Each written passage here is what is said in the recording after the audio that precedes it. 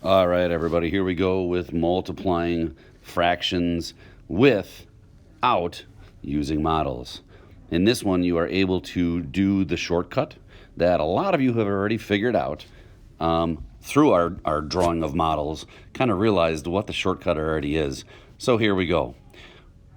Multiplying fractions is actually a lot easier than adding and subtracting fractions because we don't need to have a common denominator. All we need to do is I have 3 steps in the upper right for you. Multiply your numerators first. So you're going to take, in this case, you're going to take 4 times that 3, and that's going to become your new numerator. Okay. Second step, multiply your denominators across. 5 times 6 is 30. Okay. And now, the third step I put on there, you can leave it 12/30ths if you would like to, but challenge yourself to simplify or rename it.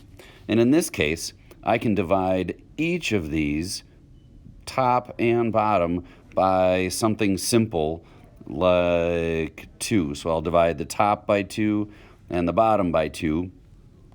And I'm going to get then, let me change my markers here, everybody. And then I'm going to divide bottom and top by 2. Remember, that's the golden rule.